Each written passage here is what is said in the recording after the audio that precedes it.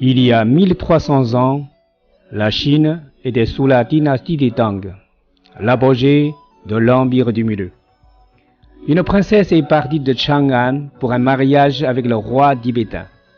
Le mariage est beau, mais la distance est longue. Entre Xi'an et Tibet, nommé Bo à l'époque, 3000 km. Et surtout, la route est difficile, très difficile. À savoir des problèmes d'altitude à surmonter entre 400 mètres et 5000 mètres, le fleuve Jaune et le fleuve Yangtze, des régions vastes et désertiques à traverser. Elle a mis 3 ans pour parcourir cette route. Elle a vécu plus de 40 ans au Tibet jusqu'à la fin de sa vie. Cette princesse, on l'appelle Wencheng Gongzhu, et la route qu'elle avait faite est devenue plus tard l'ancienne route d'Angbo.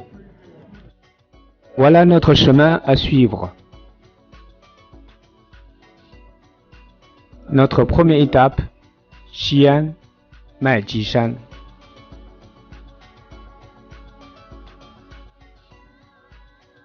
Commençons notre voyage par Xi'an, nommé Chang'an à l'époque, parce que la princesse est partie d'ici. C'est donc le point de départ de la fameuse route. Sans parler de la splendeur du passé, ses guerriers en terre cuite, la pagode de l'oie sauvage, elle reste une ville très importante et splendide de la partie ouest de Chine, avec plus de 10 millions d'habitants aujourd'hui.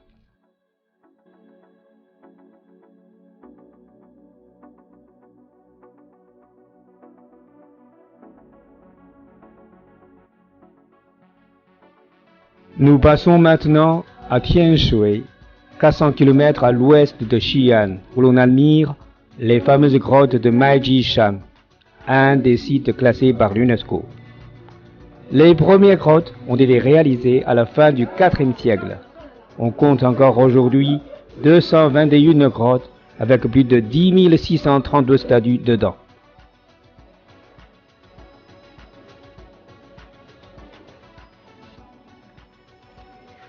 Les voilà devant nous. Quand on a un petit recul, on dirait une jolie ruche bien rangée sur la montagne. Mais quand on s'y met dedans, on croirait rentrer dans un magnifique palais d'exposition de sculptures de bouddhisme. Les personnages sculptés sont pleins de vie. Si on dit qu'on vient pour une découverte, plutôt de dire pour une rencontre d'amis. Les Bouddhas dedans nous enseignent. Ils nous parlent même.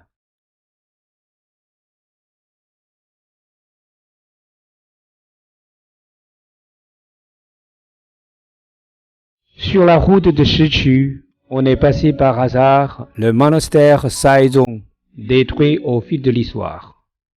Les habitants locaux sont en train de restaurer ce monastère. Ils repeignent les fenêtres, refont les dessins minutieusement.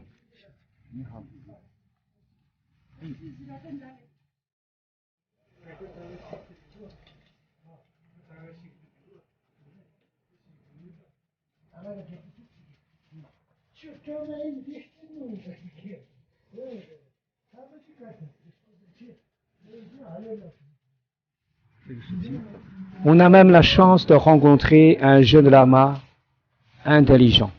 Et surtout, il parle couramment le chinois mandarin. Pour pouvoir filmer les beaux paysages des environs, il a un drone qu'il s'amuse souvent avec. Il nous a aidés à trouver et réparer le nôtre qui était tombé en panne.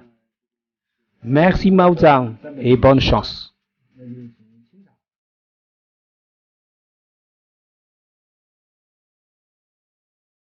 Ici, le temple Séchu est surtout connu pour sa dimension. Il comprend une centaine de petits monastères et des collèges différents.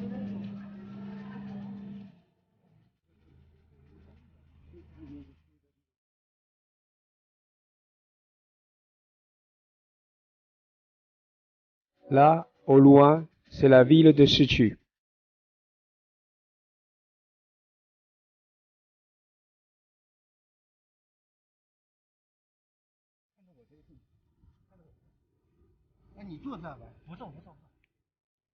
Hello， 你干什么？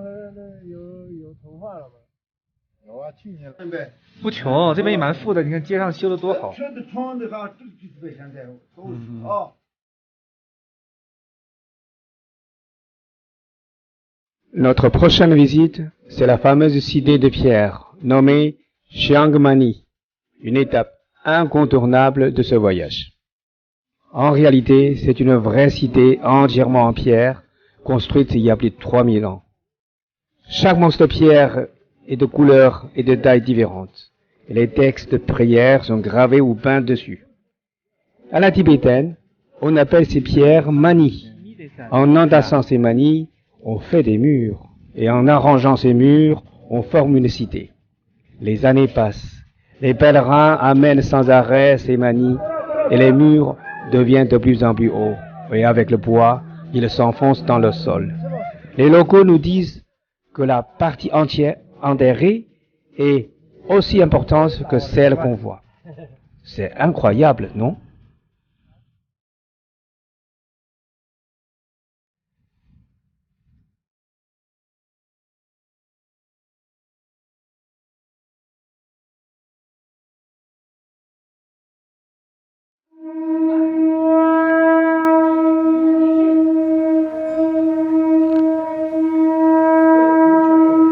Au monastère Caire, tous les matins, le son de la trompette annonce le commencement de la journée.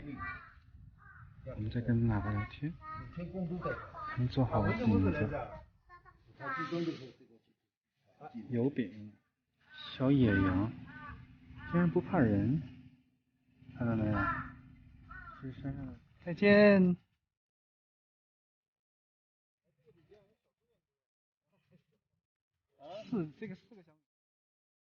À l'est du Tibet, il y a une sacrée montagne, Zizhou. Son altitude est de 4800 mètres. Il y a 3000 ans, un grand maître est venu ici, il a créé le temple Zizhou. Totalement différent des autres temples, on pratique ici une autre école lamaïste nommée Ben, lamaïsme primitif. Des sutras et des reliques précieux y sont bien protégés. On compte encore plus de 200 lamas avec 3 collèges religieux dedans. Fréquenté par des pèlerins de l'école Ben, il reste un haut lieu de pèlerinage.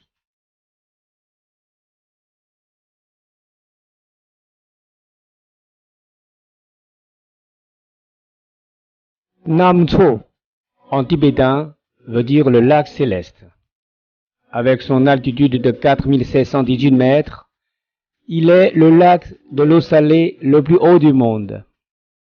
À la vue de ces paysages magnifiques, la fatigue du voyage s'efface tout de suite. L'eau turquoise, l'éléphant sacré, le mont Tangula au-delà du lac, tout cela nous fait penser à de très jolies légendes.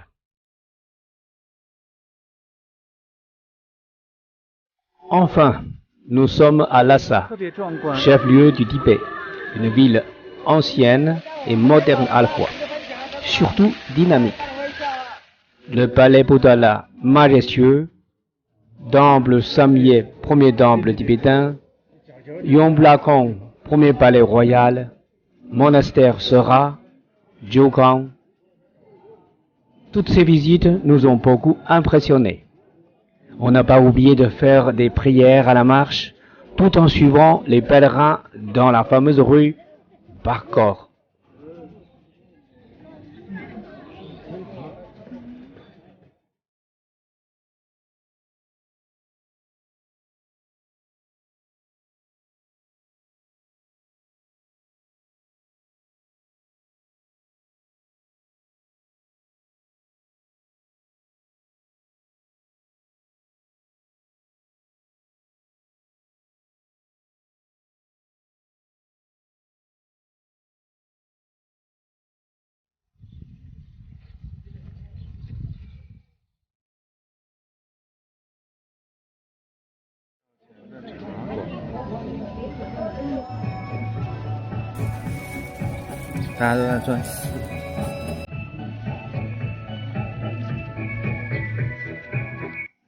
基本上要转了一圈了。酒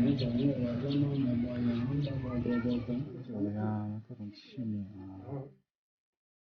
En quittant Lhasa, dans un village de banlieue, on a fait une dégustation de vin d'orge tibétain.